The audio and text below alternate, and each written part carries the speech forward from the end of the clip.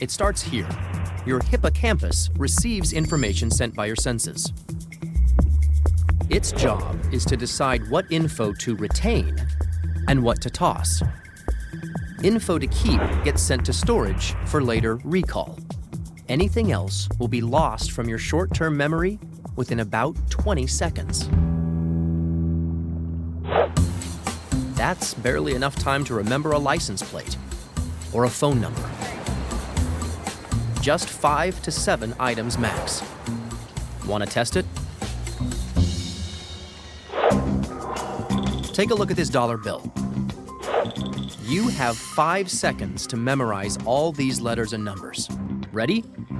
Go.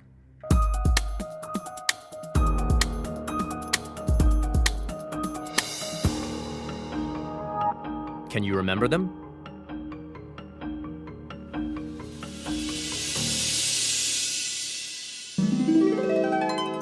Tough, isn't it?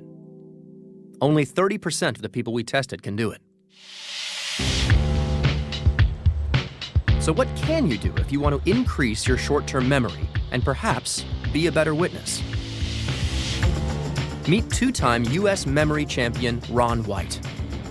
The truth is I don't have a better memory than anybody else. I'm an average guy who got kicked out of college. I just learned a system that most people don't know, and that's what gives me the unique ability.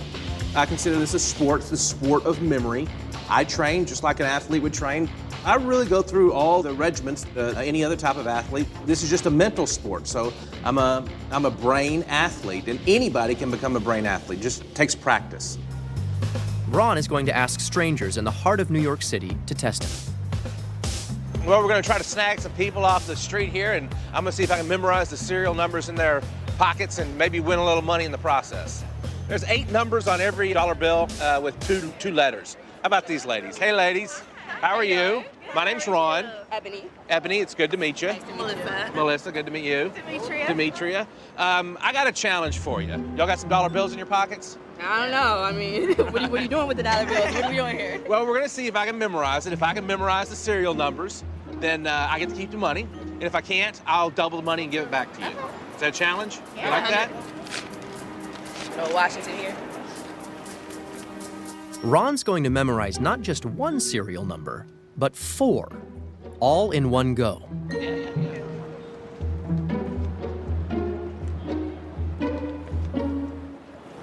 He doesn't have that one. You don't think I have that one? Read it again. We'll give you 5 more seconds.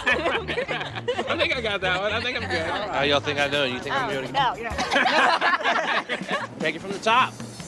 F 25731466 N. You got it. Booyah, baby! Yeah. Next one now. F 52753516 R. I'm sorry. But you got it right! E 35153043 E. What were the last 3? No. You ladies don't like parting with your money very easy, all right?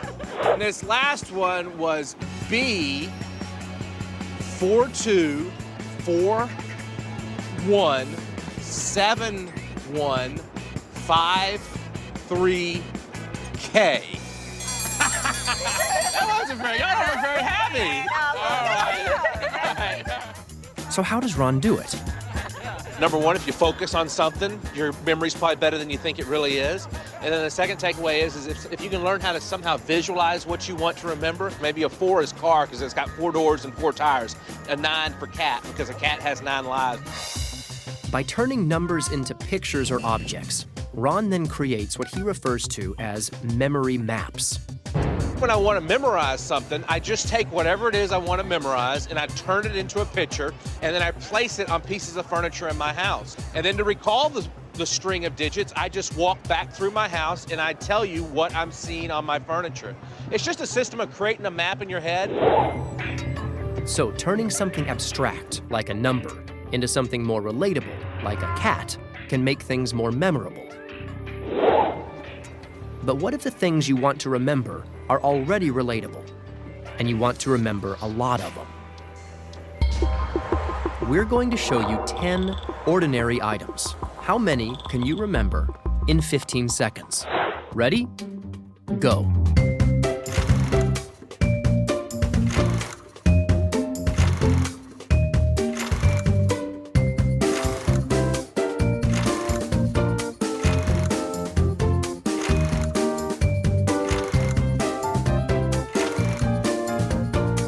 Now, take a moment. How many can you recall?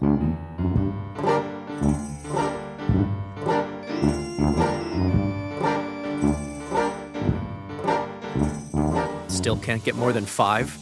It's okay. Plenty of people can't. I'm Andre Fenton. I'm a professor of neuroscience at NYU. We're going to play a memory game. Follow me. Going in? Okay. Okay, everyone, we're going to play a game. You probably played this when you were kids. It works like this. You're going to say, I went to the grocery store and I bought some item, like a jug of milk, and the next person goes, that'll be you. I went to the grocery store and I bought a jug of milk and something else, and so on, and we just keep going around until we get it wrong. I went to the grocery store and I bought corn. I went to the grocery store and I bought corn and I bought some grapes. I went to the grocery store and I bought corn, grapes, and strawberries. I went to the grocery store, bought corn, grapes, strawberries, and beets. I went to the grocery store, bought corn, grapes, strawberries, beets, and eggs. Went to the grocery store, bought corn, grapes, strawberries. Got one. But you totally messed up. Yeah, it's actually hard. You can only do this for 5 to 7 items. We don't have the normal capacity, at least, to store more items than that. And in large part, we're relying on what we call short-term memory, and that's limited. And it's limited in large part because there's no permanent mechanism for storing that information. In fact, I'll bet a lot of money everyone won't remember most of the items that we went through right now because it's gone. 6 witnesses who can't even remember a grocery list doesn't bode well for the theft investigation. But it's actually normal.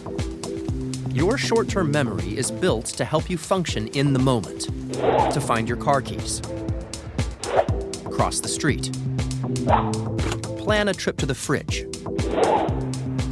But if you really want to remember something, there is a way to lock in details your short-term memory might otherwise discard. Short-term memory has an inherent limit, so as you recognize the items that you'd like to store, put them in the context, if you will, of a narrative. In other words, tell yourself a story. Remember those 10 items you saw earlier? How many can you recall when we give them some context?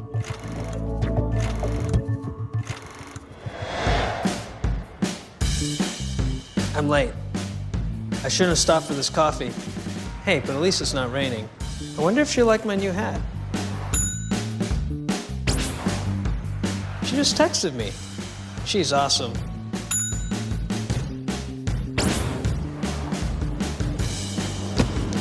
Hey, I'm sorry. Wow, that construction worker looked like he just wanted to clobber me with his lunch bag.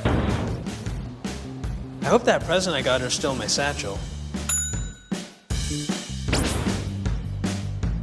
What time is it? She's late. Maybe she won't show. Andre! Hi! There she is. Did she paint me a picture?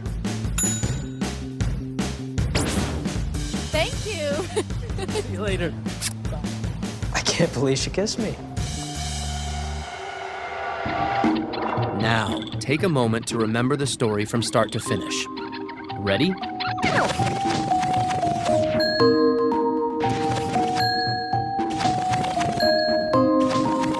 How many items did you get this time?